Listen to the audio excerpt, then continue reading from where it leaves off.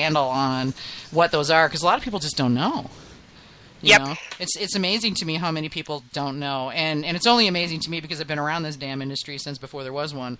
But you know, it just blows me. It's growing so fast that people are just coming to it from all directions and all levels of experience, and you know, and some of them really just don't, and they just haven't had that opportunity to learn. Yeah. Well, that's why I think going to the Mazer Cup is a really great way to educate your palate, or at least taste some stuff that you're never going to have a chance to taste if you're just staying at home. Because, I mean, there's stuff that you can't buy that experience. You just can't. And I may or may not ever be able to tell the difference between one mead and another, but definitely there were some things that it was worth the trip to taste a lot of these things. Yeah, just for your own home mead making, you know? Yeah. Well, just, you know, what does this varietal taste like? Because I can't get it. Yeah, carrot and honey is one. I had never had carrot and honey. I had never had a beet mead before I went to the Mazer Cup. Carrot, honey, and so many different kinds of flavors that are not available to me in any ready, you know, in any easy way. Especially the stuff that comes from outside the country. And I think, you know, some of those honeys express themselves differently when you ferment them, right? It's not always you know, so, you know, if you're going to splurge on a quite pricey honey and then it's not expecting something and then it turns out differently, like, it's good to know that.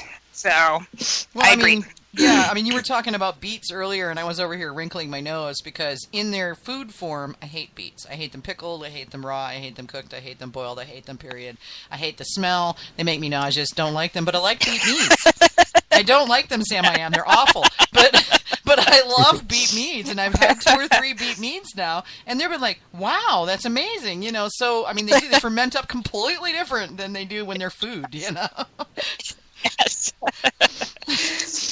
That's pretty funny. Yeah, I don't. I mean, the smell of beets alone is enough to send me gagging to the bathroom. I cannot stand them.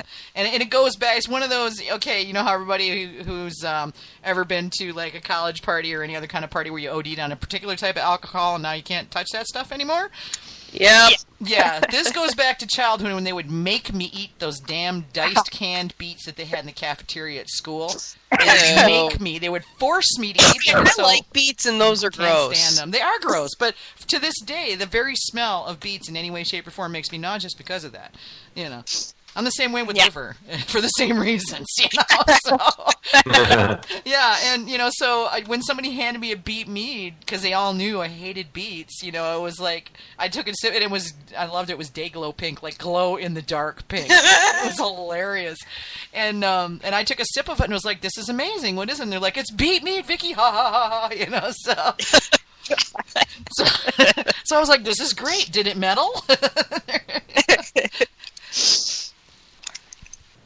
Yeah, I think beets are not. I was going to say, it makes you wonder how many other horrible tasting vegetables might actually brew up into a decent mead. Turnip mead. Because they actually like they taste so different when you brew them. That's true. Although beets have a lot of sugar, so they do. Yeah. I don't know. Yeah, Michigan, that's where they make the sugar from. Yeah, sugar beets are a big money crop in Michigan. I always thought they'd be really good until I tried one. You know, yuck. They used to feed the horses beet pulp, and it never tasted as good as it smelled. Yeah, it never does.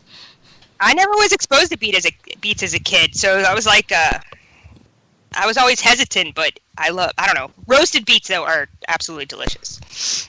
Nope, tried them that way too. They're yucky. I know every time somebody comes up with beets, they're like, you know, somebody that I know that knows I don't like beets is like, oh, try them this way. You'll love them this way. And I'm like, okay, I'm game. If I haven't had them that way, sure. If I could find a way they're healthy, I'd love to be able to like them. But I don't. Peel them, slice them on a mandolin, and stuff them in the jar of pickle juice after you've eaten all the sweet pickles. No, That's what I've been doing lately. Yeah.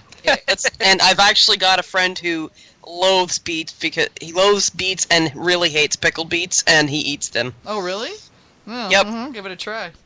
I've had them pickled. I haven't had them stuffed in a jar of sweet pickle juice. I'll give it a try. Sweet pickled beets, it's where it's at. But half I don't. My favorite this foods is I wouldn't. raw. You know, half my favorite foods I wouldn't know about. It's a raw pickle instead of a instead of a cooked beet pickle. Oh. Well, I like watermelon rind pickles. I don't know. Me too. Those are so good. I've got a girlfriend whose mama makes them, and it's true Southern watermelon rind pickles. Oh my god, they're so good. And I get like one jar. I saw the recipe for that. I hoard them. They're so good. I saw the recipe for that while I was reading the Stocking Up book over my holiday. I'll have to dig out my copy and look that up and maybe make some this year. That's another great book there, Stocking Up. Oh my god, there's some good stuff in there. I read it cover to cover. Oh yeah. Yeah, I did too when I got mine. Evil book, evil. So what's your favorite fruit, Mary? Have you got one? Oh, my favorite fruit overall? Yeah. Can you pick one? No, I don't think so. Although I did live in Georgia for a while, and also Southern Illinois, and man, you cannot beat a fresh peach. Oh, right. But I also love passion fruit. Like I'd say my favorite kind of fruit flavoring for beverages, I think, is passion fruit. I like passion fruit. I had Rabbit's Foot Meadery makes a pomegranate sizer that was super tart and so good. Oh my god, it was amazing. And it was so fun. We paired it with baklava. Ooh, that sounds good. It was perfect. I mean, it was just we just happened to be eating Mediterranean that night and had some friends over and we got Grubhub and so we got like lamb kebabs and rice and and all of this and of course baklava because well it was there and so we got the baklava and I opened up this can of pomegranate sizer, and I'm like, all right, now, fair warning, this is really tart. It's good, but it's really tart. And everybody's making pucker faces, and I'm like, so try it with this. And I handed him a piece of baklava, and we all sat around and watched Game of Thrones, and we're like ecstatic over the flavor profile together was just to die for. So now I'm thinking I need to do something with like pomegranates and pine nuts and honey and don't know what else. And maybe I don't know what else. Rose water, yeah, and traditional Mediterranean flavor. Yeah, traditional Mediterranean flavor. So yeah, it might be fun to try that and see if it would work out. But it was really good together. They were just stunning. But yeah, So yep, peach is hard though. I think to capture. Yeah, that's what I've heard. Peach meads tend to get kind of a brown flavor to them. It's hard to get that fresh, off the tree, fruity, clean, bright flavor. It tends to go a little dark. I wonder if it would work better in a short mead, though. Yeah, have you tried it in a short mead, Mary? I have not. I did actually get. I found some freeze-dried peaches recently. Actually, at a Dollar Tree of all places. And I think that will work better, but I think actually, I think a large part of the flavor of peaches is actually the aroma, and most of those are volatile compounds, and I think that's why it's hard. I don't know, but that is my guess as to why it's harder to capture. Because you just can't capture those. It's really difficult to capture those volatiles, and that they contribute greatly to the overall experience of eating a fresh peach. Very true, very true. There's something about it's a combo too. I think of the texture and the velvetyness and and the fuzzy and then the juice dripping down your chin onto your shirt and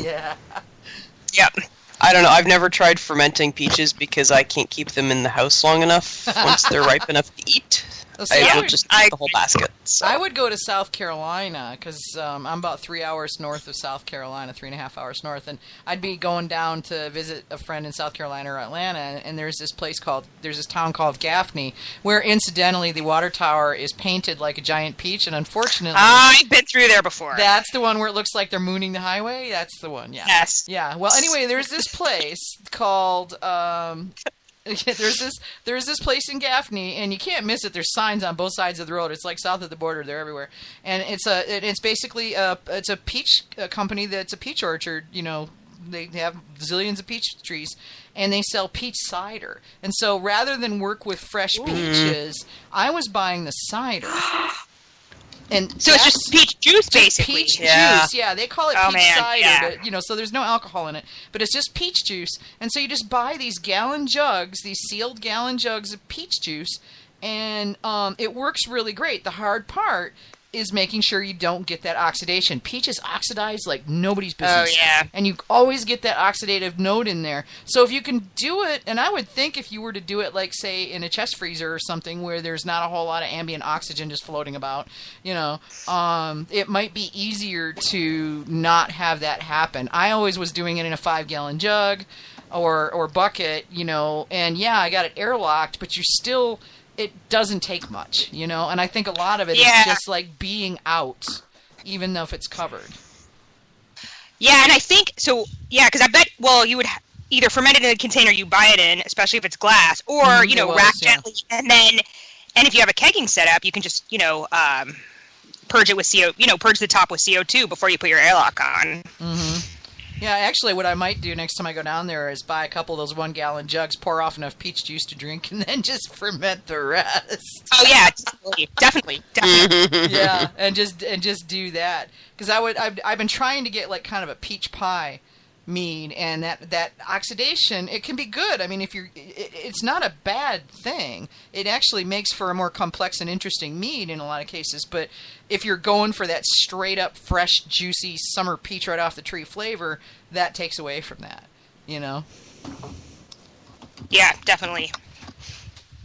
But yeah, next if you go through Gaffney again, or if you're going down I-85 towards Atlanta, then yeah, as soon as you cross from North Carolina into South Carolina, stop there and you can get peach juice. You can also get muscadine grape juice, which is kind of hard to come by. Yeah, in gallon jugs. I heard the gasp. Yeah. Oh my God. Yeah, I saw that the last time I was down there, and the only reason I didn't bring any back is I was going in the wrong direction, and I couldn't. I was going to be coming back through after they were closed, like in the evening, and I couldn't stop on the way down because it would have been riding around in a hot car, and that would have ruined it, So. Oh yeah. But yeah, they have muscadine juice, they have peach juice, they have couple of other kinds of fruit, but those were the two that caught my mind because I've been hunting for muscadine juice for years, and then I saw that and I'm like, oh my God, so I'm probably going to just make a pilgrimage down there just to do that, just to go get that. Yeah, that sounds pretty crazy. Yeah. I love muscadines, and that's one thing I lived in the South in Georgia for 12 years, and that's one thing I missed until I realized I could get it in Chinatown. Mm-hmm. Because they're Asian fruits originally. Well, yeah, and you can get anything in New York somewhere. Yes.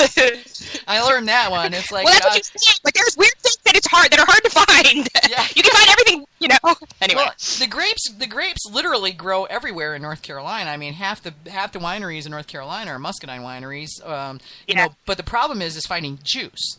I can go get, bucket loads of grapes, but all I wanted was just straight up juice. And you can't just go like buy a bag of that like you can go buy a bag of, some other kind of, like muscat or, some other kind of grape. You just can't. It's just not available. So that stunned me that I could find like gallon jugs of it and, I can use the jugs again too. Yeah. Oh, no, wait, muscadines are actually native to the U.S. It's scuppernongs, I think, that are there. Yes. And scuppernongs grow all over on trees-ish in North Carolina as well. And that I have not...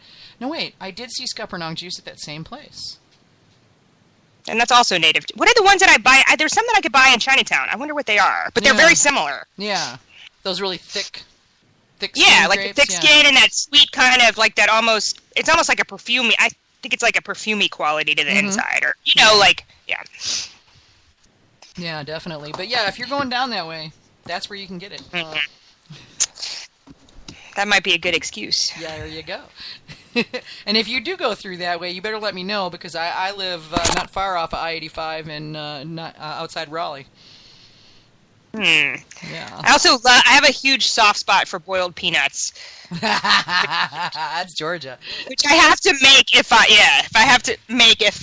I want them. Oh yeah, yeah. You can't get those much outside of Georgia and South Carolina. Yeah. And North Florida. Yeah.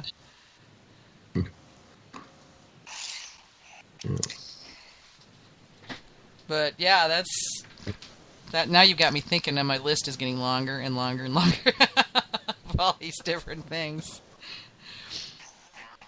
But we've kept you. Yeah, for... now I'm gonna go to bed dreaming of Scuppernong juice. Yeah, there you go. And fresh peach juice. And fresh peach juice. Yeah, now you know you can just drive to Gaffney and get it anytime.